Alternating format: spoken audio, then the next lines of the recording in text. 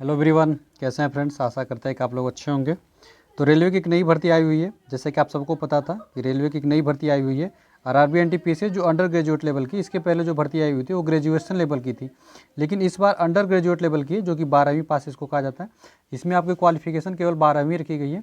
यदि आप 12वीं पास हैं और आपकी एज की जो क्राइटेरिया 18 से 33 साल की एज में आते हैं, ये यूआर के लिए आपकी एज जो है 18 साल, यूआर में 18 से 33 साल रखी गई। हालांकि पहले जो होता था 18 से 30 साल रखा जाता, लेकिन कोरोना की वजह से और बहुत कई सालों बाद भर्ती आई 5 सालों में, इसीलिए 3 साल का एज का रिलैक्सेशन दे दिया गया है। ओबीसी वालों को 3 साल की छूट दी गई है, यानी ओबीसी वाले 18 से 36 साल तक फॉर्म को अप्लाई कर सकते हैं। और यहीं से देखा जाएगा एससी और एसटी वाले, तो 5 साल का एसटी के लिए छूट जाता है, एससी के लिए तो ये 29 साल तक ये लोग अगर हो गए तो फॉर्म को अप्लाई कर सकते हैं। बाकी ऑनलाइन इसका जो शुरू होने वाला, ऑनलाइन आपका 21/9/2024 से शुरू हो जाएगा। और इसका जो लास्ट डेट रखी गई है वो 20/10/2024 है, या 20/10/2024 तक फॉर्म को अप्लाई कर सकते हैं।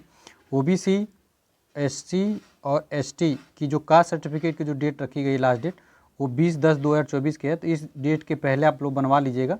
ओबीसी, एससी और एसटी अभी तक नहीं बना होगा, और यदि बना हुआ है तो ओबीसी वालों को याद रखिएगा, आप 1 साल पुराना, 1 साल से ज़्यादा पुराना नहीं होना चाहिए।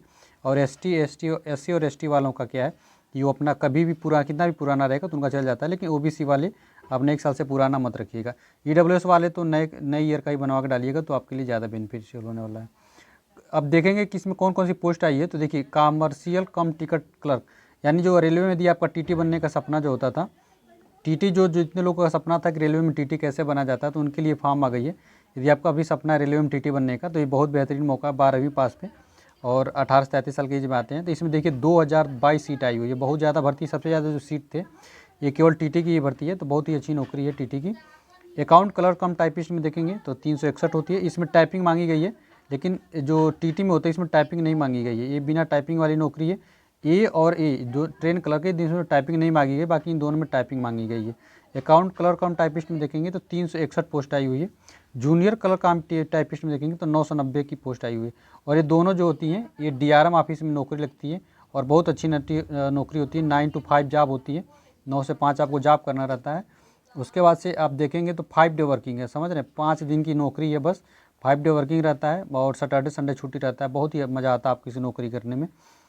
और जो देख रहे हैं 3445 टोटल सीट आई हुई है, और टोटल जो सीट आई अंडर ग्रेजुएट लेवल की 3400, जो बहुत ही मतलब सोचिए बहुत ही ऊँट के मुंह में जीरा के समान है, बहुत ही कम सीटें आई हुई। तो आपको क्या लगता है कि सीट बढ़नी चाहिए या नहीं बढ़नी चाहिए? मेरे हिसाब से तो सीट बढ़नी चाहिए, और बिल्कुल सीट बढ़ने का अभी ऑफिशियल नोटिस कुछ दिनों में आ जाएगा, लेकिन आपको क्या लगता है सीट बढ़ेगा या नहीं, उसका कमेंट करके जरूर मुझे रिप्लाई करिएगा। सिलेक्शन प्रोसेस देख लेंगे। सिलेक्शन प्रोसेस के हिसाब से देखेंगे तो इसमें देखिए CBT 1 होता है, CBT 2 होता है, टाइपिंग होता है, DB होता है, मेडिकल होता है। टोटल जो होता है 5 प्रोसेस होते हैं, CBT 1, CBT 2, टाइपिंग, DB और मेडिकल। CBT 1 में देखिए एक कॉमन होता है, मतलब CBT 1 जितने भी होंगे, चाहे लेवल 2 की हो या लेवल 3 की हो, लेवल 2 या लेवल 3 में CBT 1 कॉमन रहेगा, दोनों के लिए कॉमन एग्जाम होगा। फिर वहाँ से क्या होगा कि 15 गुना ज़्यादा लड़कों को CBT 2 में क्वालिफाई करवाएगा।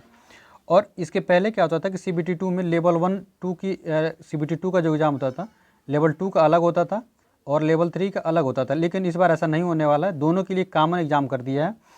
तो आप तैयार रहिए। पहले क्या होता था कि लेवल 2 में यदि आपका पेपर ख़राब हो गया और लेवल 3 में आपका पेपर अच्छा हो गया तो आपका नौकरी हो जाती थी, या लेवल 3 की पेपर टफ आ गया और लेवल 2 में आपका सिलेक्शन हो जाता था। लेकिन इस बार ऐसा नहीं होने वाला, एक ही पेपर होगा, ओनली 1 पेपर होने वाला है, जो कि एक तरीके से इसमें तो ख़राब ही डिसीजन मांगा जाएगा। लड़कों हित के लिए तो कहते ही सही नहीं है, ये बिल्कुल ख़राब है। ये बहुत बड़ी इशू हो सकता है कि मान लो किसी लड़के का एक दिन ख़राब चला गया तो उसका नौकरी नहीं हो सकता है। तो इसीलिए एक डिसीजन ही ख़राब है रेलवे का, इसको अलग अलग ही कराना चाहिए था, ज़्यादा फ़ायदेमंद था। तो देखिए अब CBT 1 में 15 गुना लड़कों को लिया जाएगा, CBT 2 के लिए, और TT के लिए तो यहीं से काम खत्म हो जाता है। लेकिन जो टाइपिस्ट वाली पोस्ट है उसको टाइपिंग में फिर से 8 गुना लड़कों को लिया जाएगा। फिर इसमें फाइनल सिलेक्शन बनेगी, फिर DB कराया जाएगा, और DB के बाद से क्या होता है, मेडिकल हो जाता है।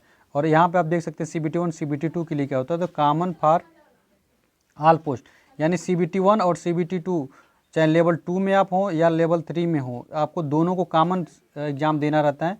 लेवल दोनों का लगभग सेम ही रहेगा, आप इसी से अंदाज़ा लगा सकते हैं कि लेवल 2 और लेवल 3 का सेम एग्ज़ाम देना, पहले अलग अलग होता था, लेकिन अब इस बार ऐसा नहीं होने वाला है।